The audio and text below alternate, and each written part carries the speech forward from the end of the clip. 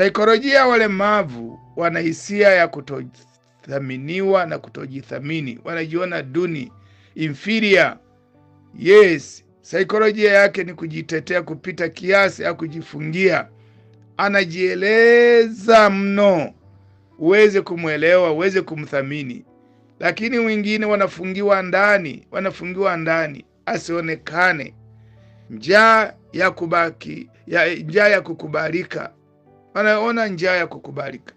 Huduma kwa kanisa jumuishi, inclusive church, liwakaribisha walemavu wa masikio, walemavu wa kuona, walemavu wa akili, walemavu wa ngozi, walemavu kuwapa majukumu kulingana na karama zao. Wengine hawana kiungo hiki lakini anaweza. Kipofu anaweza kaimba, anaweza kafanya kitu kingine. Kiziwi anaweza kafanya hivi, bubu anaweza kafanya hivi.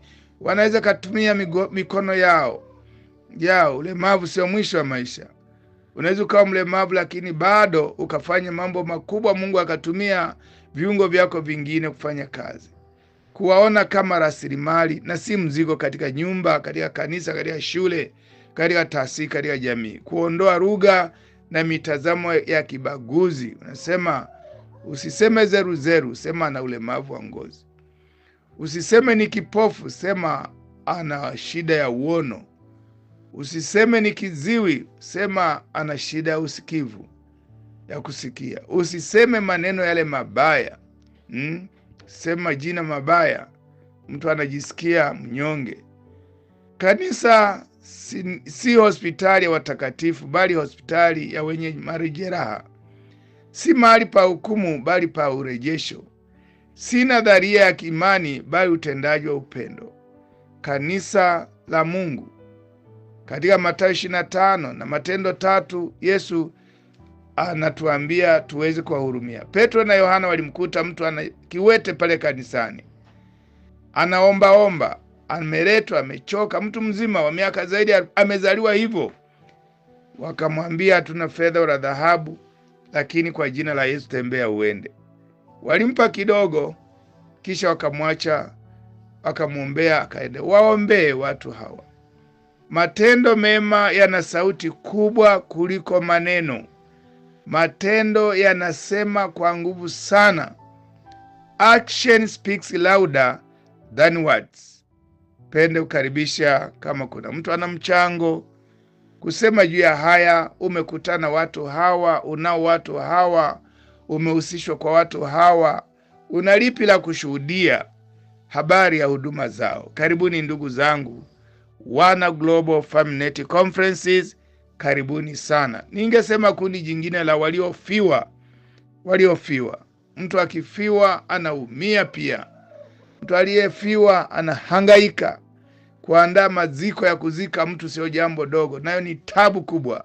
Una upweke, mama umeachwa na mume wako unakuwa mpweke, babu umefiwa unakuwa mpweke, kijana una wazazi, mtoto una wazazi, una yatima unakuwa mpweke, na sasa unahangaika. Wengine wanakulaumu, ulifanya hivi ndio maana amekufa.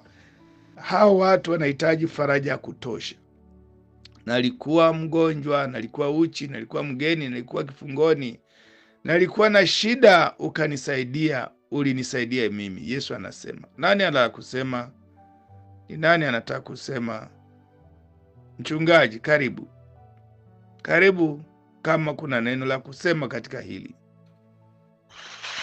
Asante sana Dr. Tunashukuru kwa somo zuri. Ninachangia kwamba makundi haya yaliyotajwa, yaliyosaulika, ni tunapoyatendea mema ni sehemu ya mahubiri yasiyo na kibweta. Watu wataona wema tulioutenda ni mahubiri kwa watu wengine, kwamba hili kanisa linajali, hili kanisa lina upendo kwa vitendo. Tumekuwa na salamu inasema upendo kwa vitendo, lakini tunaviishi, tunavitenda hivyo. Kuwahudumia wajane, yatima, maskini ni dini iliyo safi kwa mujibu wa Yakobo 1:27. Kwa dini yetu imeweza kuwa hidden, tukaificha kwa sababu ya kushindwa kuwahudumia wahitaji na makundi maalum yaliyotajwa hapa. lakini tunapofanya hilo bado halitaonekana kwake mhusika tu, ni atashuhudia watu wengine namna alivyotendewa. Kwa hiyo hebu tuonyeshe dini kwa vitendo, Ukristo wetu utambulishwe kwa huduma tunazozitoa pia. Asante sana. Asante sana mchungaji. Yesu anasema nalikuwa uchi, mkanipa nguo. Tuna masanduku yamejaa nguo, zingine hazivaliwi zilikubana. Tuna viatu vimejaa makabati. Tuna vitu vingi, kuna vyombo vya jikoni havina kazi. Unaviweka wapi? Tuna mikate inaharibika na jirani analala na njaa. Asante. Kuna mwingine? Geoffrey, unasemaje? Geoffrey, unasemaje? Jamoni. Karibu baba. Mimi ningependa kujangia tu kwa neno moja ya kwamba tunapowatendea wale ambao wamesaulika, ama tunapowatendea mema ambao wako na hitaji, vile vile tunamtendea Mwenyezi Mungu. Kwa hivyo tunapoona mtu ako na hitaji, sisi kama Wakristo tuchukue jukumu la kuwashughulikia na kuwaweka katika maombi, ili ndipo tunaweza mkaribia Mwenyezi Mungu kwa ukamilifu. Asanteni. Asante sana Bwana Geoffrey kutoka Kenya. Dama, karibu Dama. Una mchango gani katika hili? Na mchango gani Dama? Asante, ninashukuru kwa somo zuri. Halo? Karibu. Asante. Ninashukuru kwa somo zuri. Kitu ambacho ningependa kuchangia kujua hili somo ni kwamba ni jambo la kila mmoja wetu sasa kuomba Mungu atupatie na roho ya upendo, ambapo tukiwa na upendo tutaweza kuwahudumia wa ndugu zetu ambao katika mazingira ya uhitaji. Wakati mwingine hata sisi wenyewe huwa tunajikuta katika mazingira hayo. Hivyo tunapokuwa tunaonesha moyo wa upendo kwa hivyo na sisi kuna wakati tunaweza tukageuka upande wa pili na sisi kwa wahitaji kupitia yale ambayo tumekuwa tukiyatenda. Si watu na wao wanarejea kwamba huyu mtu alikuwa akifanya 1 2 3, na wao wanaguswa kufanya kitu kwa ajili yetu. Upendo hapo ndio kila kitu. Ndio maana hata neno linasema amri kuu ndo hii, na waachieni mpendane, tupendane. Hivyo tushapendana na kumpenda jirani yetu, na jirani yetu ndio nani? Ndio hao wahitaji. Sisi wenyewe ndio wahitaji. Nafikiri ni somo nzuri ambalo linatukumbusha namna gani tunapaswa kuacha maisha ya ubinafsi. Ubinafsi ni mbaya. Ubinafsi ndio hivyo. Mtu anakuwa na nguo nyingi zimekaa huko uzivai, vitu vingi, ni ubinafsi tu. Lakini ukiamua kutembea huko mtaani, kuna watu kweli wanatembea uchi, hawana nguo. Ukiwagawia baadhi ya nguo, hata kama usipowapa zile za kwako, ukawapa pesa wakanunua, bado ni upendo mkubwa. Asante sana. Asante sana Bwana Dama. Mwalimu George, unaweza kuwa na la kusema kwa sababu umeexperience hali fulani ya ajali na umepata msaada, Mungu amekupa kupona, lakini bado uko kwenye wheelchair, na ama kama umeyatupa magongo lakini bado una kumbukumbu ya maumivu. Tuambie.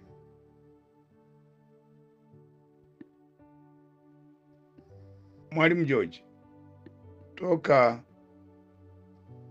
kutoka Kisii, kutoka Nakuru.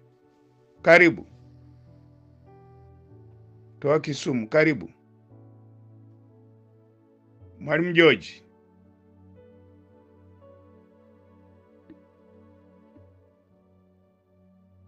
Mwalimu George au Mama George, karibu. Sawa, tunakusikia Pastor. Karibu. Una neno gani katika somo la leo? Pastor, what you can say about the today's reading? Hello? Yes, madam. Yes, we learn a lot from today's reading that we should not live selfish life. That we're supposed to express love to those who are in need. That is our neighbors. We are told that our neighbors are those who are in need. Like we know that we should be able to visit those who are at the hospital. Like recently when we were at the hostel, we saw overwhelming love from our friends and relatives. They always visited us. And even as we even came at home, we still received a lot of people coming to see us, to encourage us, and even to pray with us.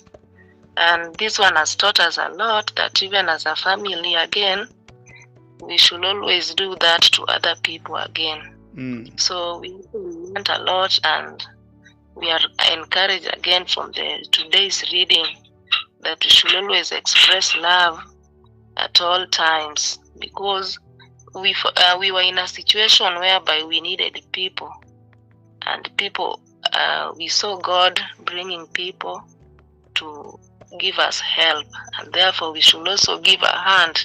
We should also do the same to other people, and therefore we get a lot of encouragement from today's reading, and we pray that God can give us the grace and the strength so that we can also be able to do good to others just as they did to us. Thank you.